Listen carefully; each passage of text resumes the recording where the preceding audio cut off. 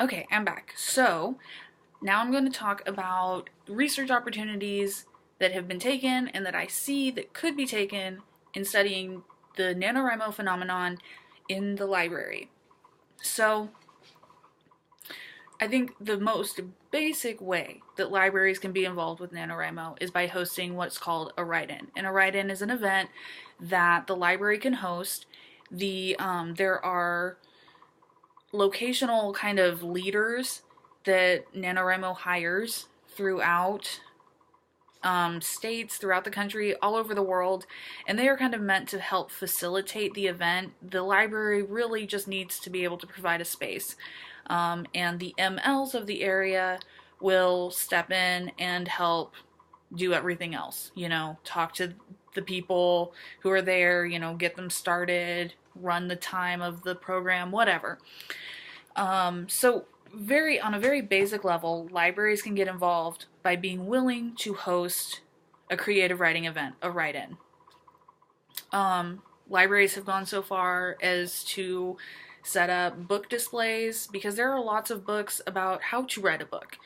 And the creators of the NaNoWriMo event many of them have written books about how do you write a novel in 30 days? How is that even possible? What do you need to do? What do you need to prepare for? And so there are libraries who actually set up displays with these books so that people can check them out, maybe the month or 2 weeks or so before November. These books will start coming out and being placed on the shelves, and maybe like flyers and programming will start being developed for a write-in.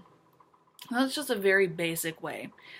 But I think that, and that goes for any library, whether that's a public library or an academic library. I'm not really sure that, a law library would be interested in something like that, but who knows? Maybe as a break from studying or whatever, they host a write-in. Who knows? But there was an interesting study done in 2012 by Watson, and I will have all the references that I used in my paper down below so that you can check out, down below on the website, I should say, so that you can check out these articles if you have database access. They're pretty findable, and you can kind of go through the research. But this guy Watson did a study in the academic library where he posted flyers around the campus that there was going to be a write-in in the main campus library. And within that group that decided to participate, he asked them if, who would be willing to have their word counts studied.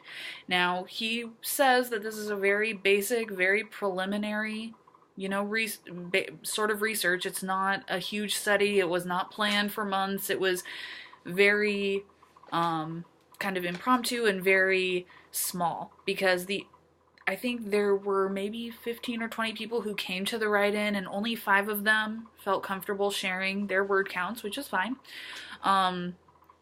But what is interesting to note is that he found that each of them, compared to what they had done the day before, all of them wrote more in the write-in setting.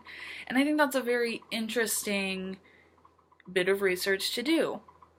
Does working in a library setting, public, academic, whatever, increase productivity? I think that is a very interesting study. His was very preliminary, but I think that it's a good place to start. So just below this video, I will have a table that kind of compares the study, the people who participated in it, their word counts the day before when they were not in a library setting, and then library, and I should specify, in a write-in setting too.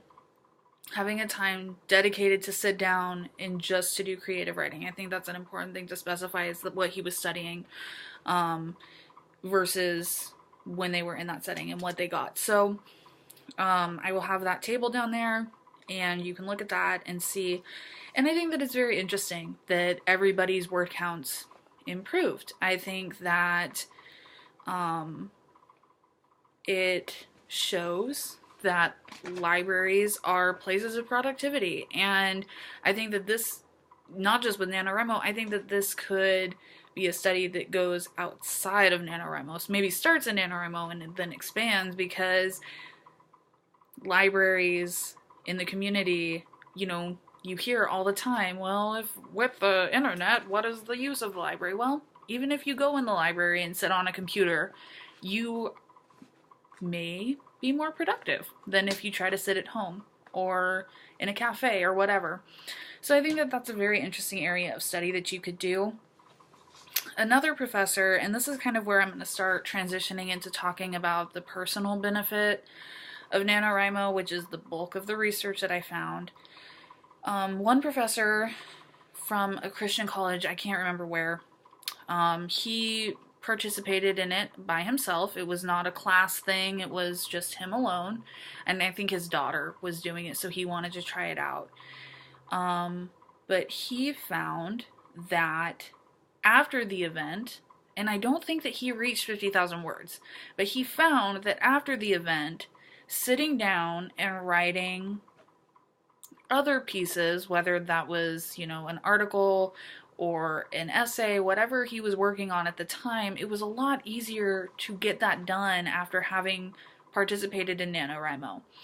And I think that that could even be a study, the aftermath of NaNoWriMo, because as we build habits, as we push ourselves to write 1,700 words a day or somewhere near that, sometimes going over 1,700 words a day, it definitely leaves an impact. Habits are formed, you hear, oh, it takes a week to form a habit. And you are doing something every day for 4 weeks. You are writing potentially 1,700 words every day. And that's definitely going to leave a mark on your writing. And from my personal experience, I can definitely say that writing 50,000 words in 1 month, when I get an essay prompt or a paper assignment that says 1,200 words, I kind of laugh, because I think I was doing more than 1,200 words on a daily basis. I can spit this paper out pretty fast and have a lot of time to edit. And it's true, you write faster. Once again, I think, you do have to look into the quality.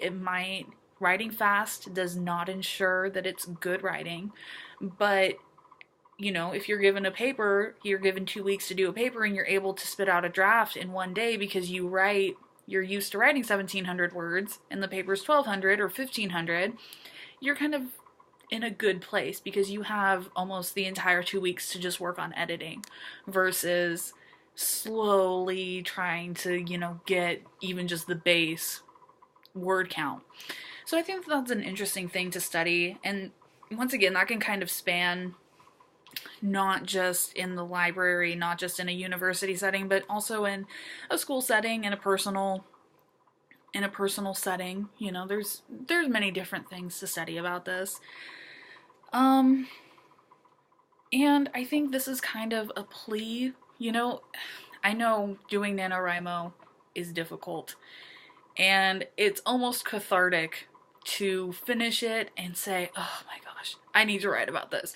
I've been writing about this fictional world, or I've been writing about whatever. I've been writing poems for a month straight. I need a break. I need to just let it all out. And so many people do that. And there are so many articles about the personal benefit of NaNoWriMo, and oh, it helped me like this, or oh, it was so difficult and I persevered and I got through and it showed me that I can do anything.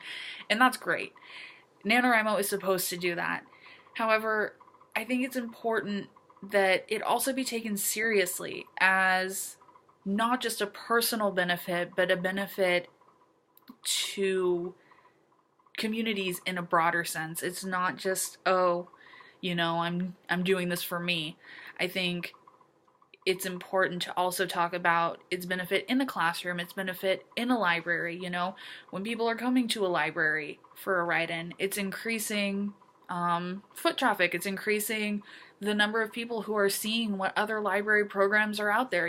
They go to one, and you can easily give them a flyer for another, and they will probably, if the event goes well, be more likely to attend another event. which improves outreach programs and their success. There's just a lot of benefit to NaNoWriMo outside of just, oh yay, I did it, or oh, I got so close.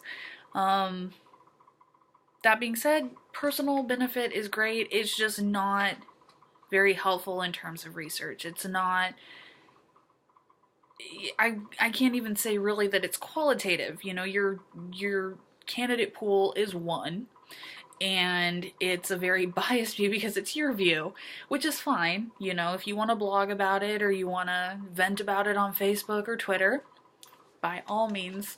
However, I think that within research, I just hope that academics are potentially considering writing about NaNoWriMo in a more serious way, in a more concentrated, okay, I need to get a study together, I need to, you know, get a pool of candidates, I need to, you know, figure out what I'm testing, and, you know, because there are opportunities both qualitative and quantitative for NaNoWriMo, so that's kind of my hope for it.